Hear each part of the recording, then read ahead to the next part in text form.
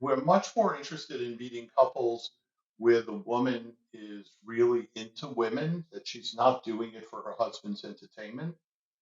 Or she's just exploring. Or she's just exploring and wants to see it and see where she falls out in that regard. And we're not interested in meeting people who are totally phobic for either gender. I wouldn't say I'm bi, but if a guy wants to touch me or play with me, I'm not going to jump out of bed and like punch him. Welcome back to Openly Podcast. I'm your host, Jessica Esfandiary, and today you are in for a treat. I am bringing you real life people, another couple who are going to share the way that they have navigated their non-monogamy journey over the last several decades. So I don't know if you remember, but back in November, December, I did a call to action asking people for their stories. I wanted to hear the most interesting, exciting, goofy or racy ways that people happened into non-monogamy. And a few of you responded, but today's guests, Donna and Alex from Florida, sent me the best story, in my opinion. And we're going to share that with you today. But if you're hearing this and you're like, I want to share my story, just know that now there is a permanent place on our website where you can submit your story, and you can even remain anonymous if you'd like to, or maybe you want to come on the podcast and share it. So go and check that out if this is calling to you. But in the meantime, let's get to know Donna and Alex. Their story is so interesting. It reminds me a lot of my own complete sort of blindsided, unintentional way that they opened their relationship. Welcome to the show, Donna and Alex. Hi. Hi. Hi. So another thing that I want to mention now, and we'll get to this later, but since opening up your relationship, you both started a blog called Swinging Through the Ages. And I bet similar to myself and most other people who listen to the show who practice some version of non-monogamy, if somebody would have told you to, back when you were, in your 20s or 30s, that like you would be open and, identify as swingers and have a blog about this, you would have probably said you're crazy, right? Exactly. No, it was definitely never anything that crossed our minds. Yeah, but here we are. And yeah, I think your blog has been like a resource for people and a voice for people to have a space where they feel understood and seen in a world that, oftentimes. Right. Oftentimes. Do you want to grab it? No, it's one of those robocalls. Cool. But about the blog, we started it because we had heard comments about people saying that they're too old for this. Mm-hmm. And we're like thinking, I don't think so. It's not like we're really young, and we play with a lot people who are 5, 10 years older than us. So we Wow. decided to write this blog to, I don't know if we've reached those people, but to say, you're never too old, to get into the lifestyle. Absolutely. That's like one of the reasons that I chose your story. Yeah, go ahead. And we kind of aged into our lifestyle because we have been doing it a long time. And over the years, kind of our tribe that formed up, is aging along with us, right? We're all moving along life together. But at the same time, we meet couples who are a bit younger, and we don't have an issue. We're just very comfortable. If it's a couple that flips our switch and there's chemistry there, the age is just a number. It's not an issue for us. Right.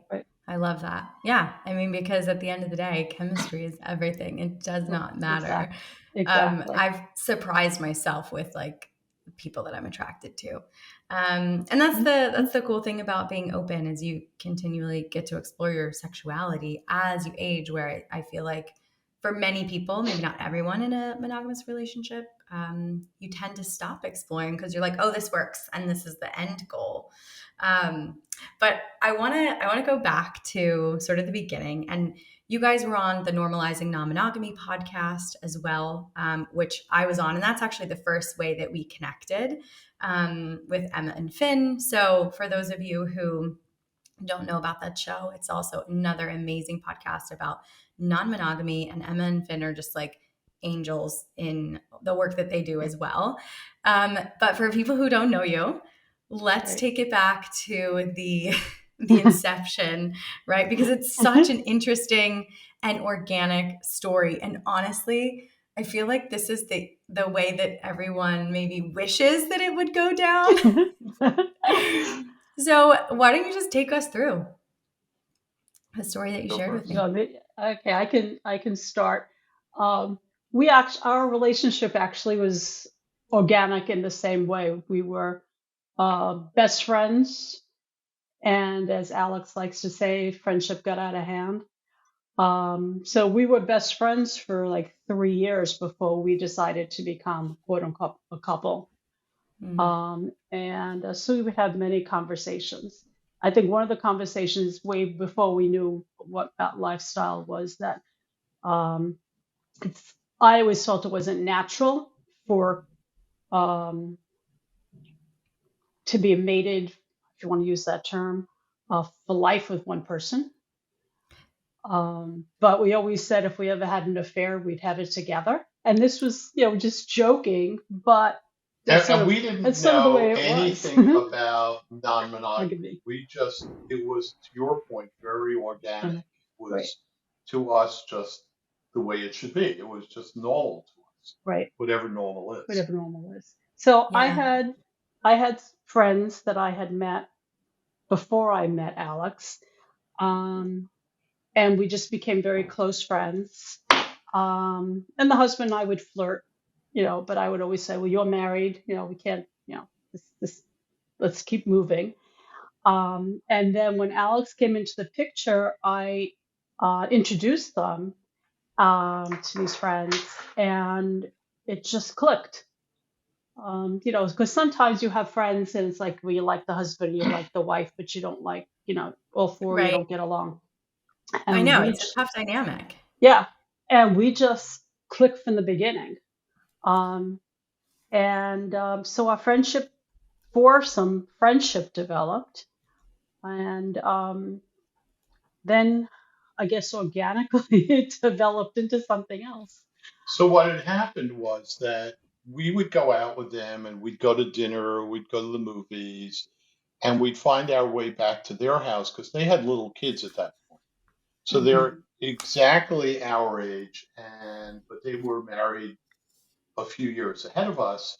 So they had already started a family. And so we'd always wind up back at their house. And we'd wind up hanging out. And, occasionally we'd go out to dinner, but come back and watch, in those days, videos. And, then our friend Mike would pull out, hey, I got this great porn video. Why don't we watch it? And I love this. And then he would joke around like, hey, why don't we kind of, Donna and Fran change seats on the couch and sit next to each other.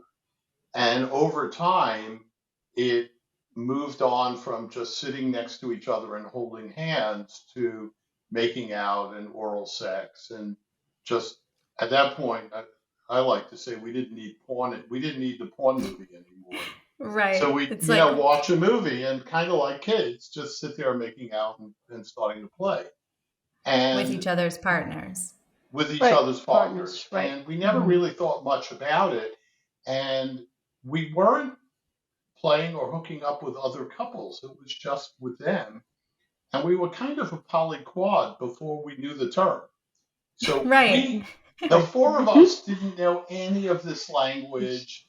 And Mike, who has a crazy sense of humor, would say, hey, we're swingers. And we would just laugh at that because we didn't really know what it was. We were they were good friends and friends with benefits. Right. And it kind of just evolved from there. Right.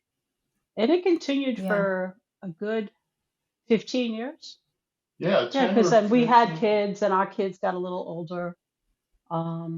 Yeah, and we would sometimes go away with them without kids for a and weekend. I have was gonna like, say, did you travel and yeah, yeah, continue the Yeah, we would go away experiences? with them a lot and have, we were friends, so it was easy for us to go to say go antiquing and then go back to our hotel where we were sharing, let's say, a suite and play, and then go out to Mm-hmm. dinner, and then come back and have dessert. And Yeah.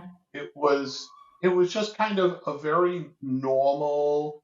This is just the way we were. If we were back in the hotel and someone decided to take their clothes off and just hang out naked, it was just normal. It wasn't not necessarily sexual. It was just the comfort Yeah. level that we had with each other. right, I right, love that so much. right, I have that with even my friends who I'm never going to date or, don't have a romantic relationship with. We've just normalized like our bodies being and just having that level where it doesn't have to be sexual. Um, there's right, that level of comfort and just seeing each other for our humanness too that I really appreciate as part of your story. right. I at any point, well, I think you actually shared this with me, and I want to get to this part too. But before I ask that, let me back up a second. Would you play as a group, or would it always be a swap? We didn't play as a group. You mean with other couples besides? No, like the four of you in the same area, or Oh, was yeah. it just okay? No, I it mean, was, we would no, but always play in the same area, yeah, we the always same played in room. the same area. I mean, part of it was we realized because Donna and I were growing and understanding this dynamic more, it was very hot for us to see our partner with someone else. Right, And Yeah, there's been over the years very, I won't say no jealousy, but very little jealousy. So we were very comfortable with seeing each other with the other. It, right, it wasn't a big deal. And right, sometimes you got so into it, you weren't even paying attention to right, the other couple. right. yeah, But I will say one thing that the entire relationship, we were never full swap. Right. It was okay, always a soft It swap was always soft swap. got because it. Okay, I think that was that was a not. I boundary think it for them, was that was a not boundary not for them. for us. Right. We would have done full swap, but mm-hmm. for them, particularly for Fran, it was her boundary. Okay, I So, see. um, Right. but the thing is, what it turned out, and this is where it gets really funny, is that this wasn't just a spontaneous seduction of us. This was, I won't say planned, but thought through on their side on some level, because what came out afterwards was that Fran really had the hots for Donna, and she really wanted to, if you Ex- want to explore her bi side, Mm-hmm. and she was, I mean, she was, really into women, and she's probably, and I would still say this, even though they're still married and we think happy, we think she's more gay than straight. So Her she's gaydar was always her gaydar was always off the charts. was like they were once at our house and someone was there and she goes, "Who's the babe?" And we said, "Oh, she's straight, she's married." And she said, "Yeah, well, it doesn't matter. She's queer." And she called it. And eventually this woman left her husband and is now happily married to another woman. Oh So it's wow, like, so yeah. Fran really called it a few years ahead of it. But Right. Mm-hmm. it turned out Fran really had a really keen liking, let's say, for Donna. Right. And And did you explore that yeah, with her? so I was Yeah. going to say we did explore. We explored it when we were the four of us.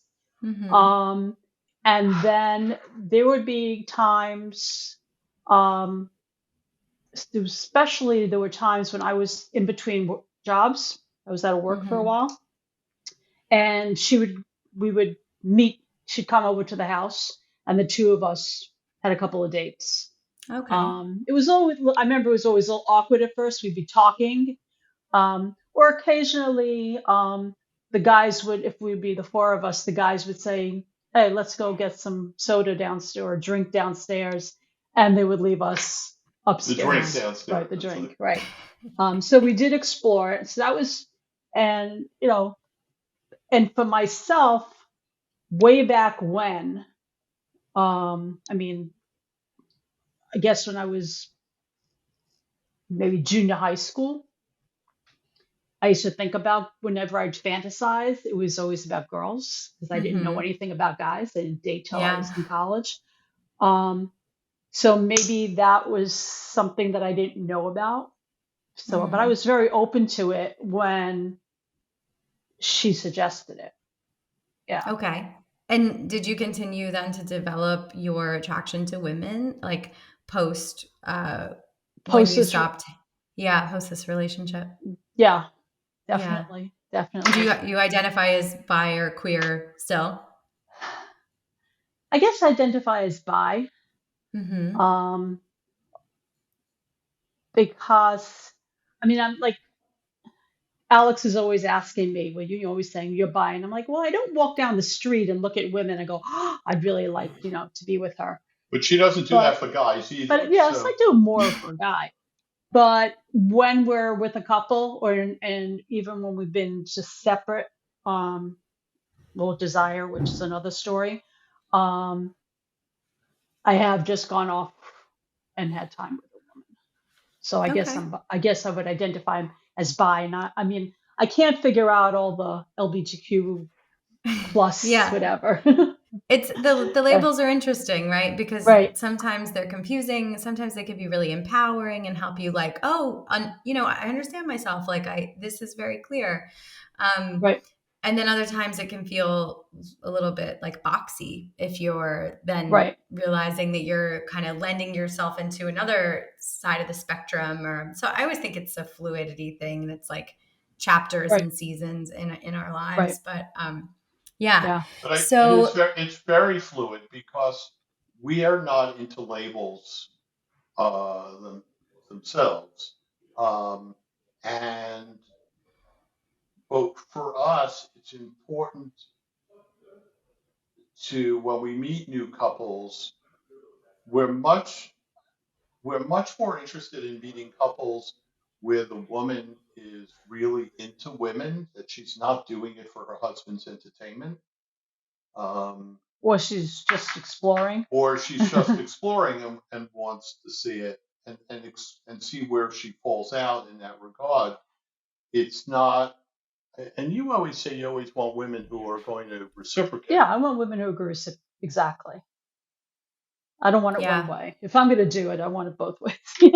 And we're not interested in totally. meeting people who are totally phobic for either gender. Right, So, I wouldn't say I'm bi, but if a guy wants to touch me or play with me, I'm not going to jump out of bed and like punch him. I mean, it's like, okay, go for it. If that's what you're into, I'm okay. Yeah. cool. Yeah, I think Yeah, that's amazing yeah, because what you're doing is you're like remaining open and neutralizing a space that a lot of times is charged with so much um, taboo and stigma and this feeling, this need, like there has to be this harsh line, like to draw your line. And of course, have your boundaries and what makes right, you feel safe and comfortable. right, But, finding all over this community of openness and non-monogamy that there's so much acceptance and love and like don't I'm not going to yuck your yum even if it's not my thing. So I think right, that's so cool. right, So I'd love to continue on with the story and sort of find out how it evolved your relationship, and as all good right. things and bad things, they come to an Yeah, end. well, I guess our relationship with this couple evolved in that we would, originally was just kissing and whatever, and then we moved on. And it continued for, I've lost track of the number of years, sort of figuring out by our kids' ages, when it ended. And um, but it ended at least Like our almost 10 first years time ago. more, because the first time we went to Desire was 2012. So I think it ended more like 2010 because we would try and get together and something always happened that they weren't able to join, to get together. And we looked at each other and said, are there other people who do this? There's got to be other people who do this. So you're playing with them for like 15 years, not having any Right. idea about this community. Right. And for people Right. listening, Desires Right. is it's a resort. Where is it? It's in Mexico? It's in Mexico. It's south of Cancun. Right. That's right. Okay. We've never been, but yeah. And so what happened was we would go to a clothing optional beach, which is another story. The first time we went, I told Alex, I said, I may go topless, but I'm probably not going to go bottomless. He said, do whatever you want. And going to that beach was Donna's idea. It was my idea, right? Yeah. But we got to the beach, and by the time he sets up the chairs and the blanket, I'm totally naked. And he's like, what happened? I said, well, look at the people on the beach. Nobody's wearing a bathing suit. My body looks great compared to theirs. So that was it. You were like, I'm taking it off. I'm taking it off. Exactly. So we would go to this clothing optional beach. And I was coming up to, I don't know, an anniversary or something. We said, there's got to be some place that a resort that we can go to that's clothing optional. And Alex did some research and came up with Desire. And the rest is history. But that was really our first intro to the lifestyle. Like Right. we knew what we were getting into. So we figured nothing would shock us there. And we didn't go with the idea. We went with the idea of knowing we're going to a sexy environment with like-minded, open-minded people. And we knew we had each other. So we thought, at the very minimum, it's going to be hot, and it's going to be hot for us as a couple. And it was there that we learned about the lifestyle. We learned about couples dating websites and, things like that. And we played with no one other than each other while we were there. And it was definitely hot. And it was definitely educational for what we learned. I think we went for like 5 days. And we met like amazing people and said, oh, we got to definitely check this out. And you can play in the public spaces at the resort? It's kind of yes and no. So is compared to some other lifestyle resorts, it's totally clothing optional, except in the lobby and the restaurants. Okay. Even if you're running for lunch, guys have to put a shirt on and shorts or something.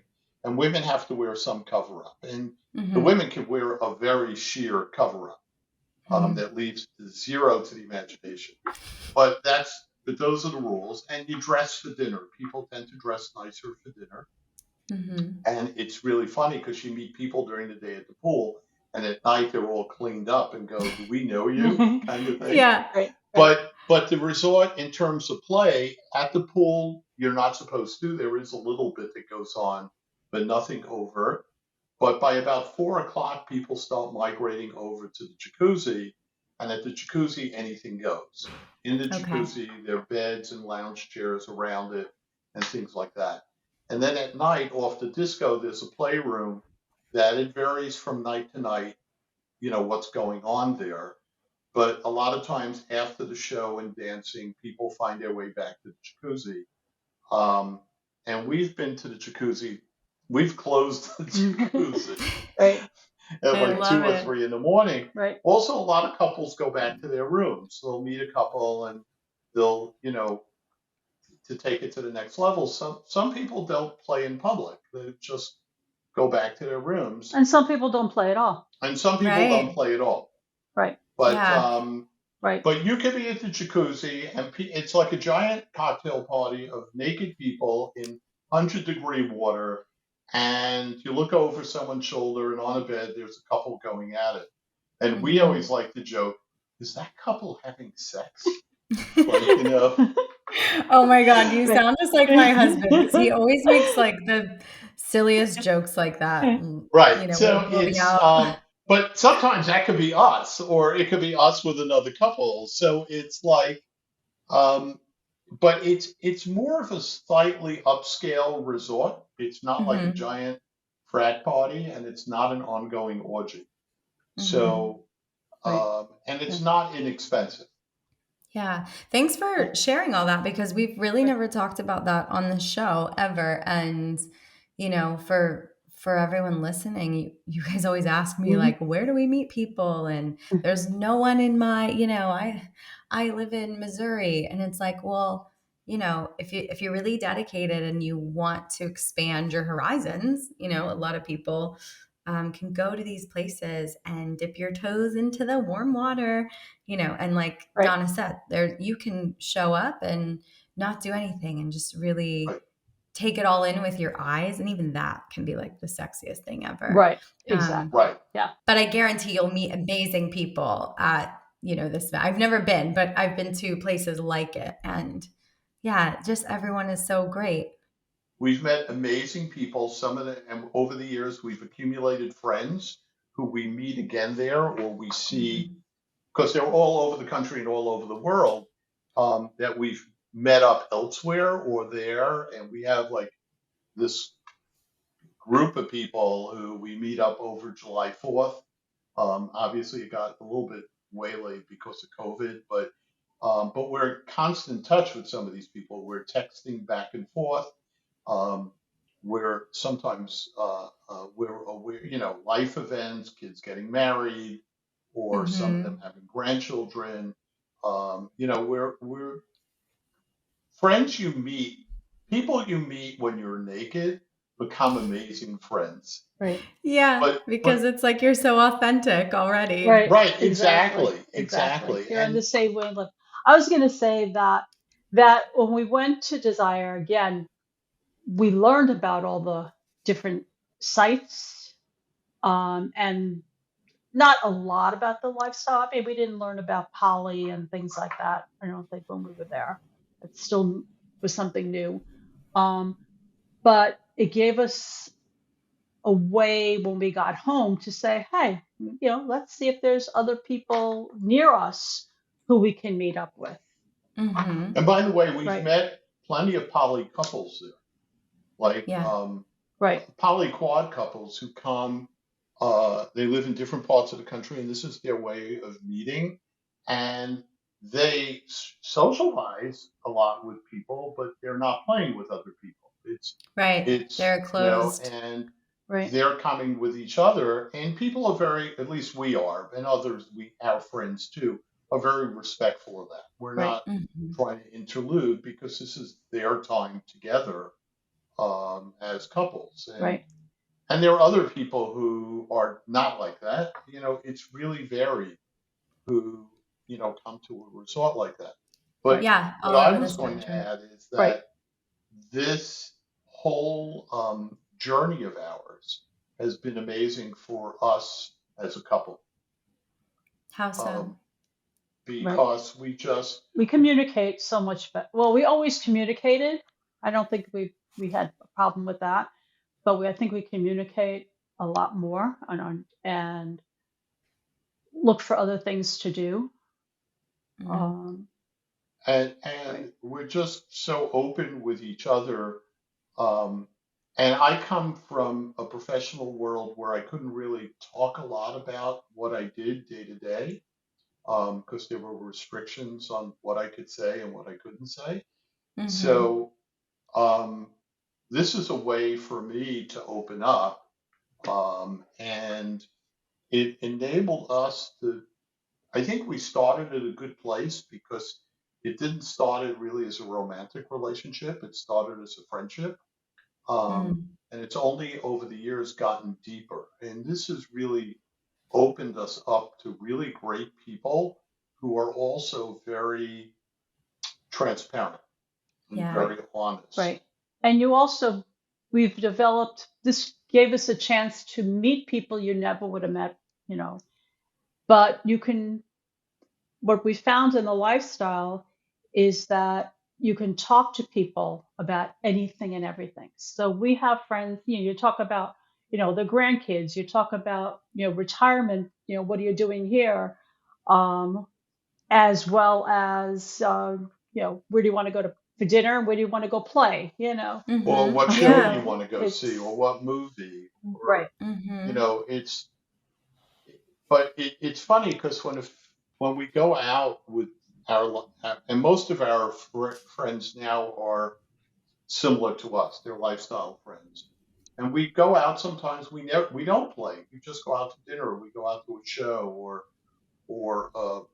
some art fair or something.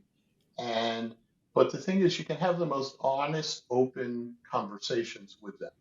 Right. Yeah. I mean, if you can talk openly about sex with people, it Hmm. really then opens, it's like opening Pandora's box, then where you can really have an open, honest conversation about anything. And there's Anything. really Right. no niceties, like niceties meaning like just talking about, small talk like the weather and things that you would with people when you're engaging and you don't really know how deep you can go with them. Whereas if you can talk openly about your sexuality and your desires and your boundaries and communicate effectively, um, and put yourself in a space that maybe over the years has been a little bit uncomfortable, and I heard you guys say like very minimal jealousy, which we've had a very similar experience to that. But once you can find out that the baseline is like actually so deep, Mm-hmm. then it's easy to develop such meaningful friendships where you can talk about anything. What an episode, you guys. These are my favorite. I absolutely love talking to people about their real life relationship journey because everyone does relationships differently. Now, if you enjoyed this story and hearing how they accidentally opened their relationship and became swingers with this other couple that they were really good friends with, I'm going to be bringing you a second part to this interview next week, so stay tuned. Also, how hot does desire sound? Now, at the time that I recorded this with Donna and Alex, I hadn't yet been, but I was so intrigued by doing this episode with them that Posh and I actually visited Desires in Mexico not that long ago. And if you haven't heard the episode yet, check out episode 91 because I detail all about the erotic massages that I received there. And since then, so many of you are interested in going to check out these adults only, clothing optional resorts that I'm now working with the company. So I have a link. Make sure if you're planning on booking, you go through the link in the show notes and let them know that Jessica from Openly sent you. Stay tuned for next week. We're going to be getting into so much more. Like, is Florida really the most swinger friendly state? Is an upside down pineapple a real thing? And just a lot more things about navigating this lifestyle while raising a family. So, see you all next week. Don't forget to subscribe, leave a review for the show, and sending you so much love. Have a sexy week.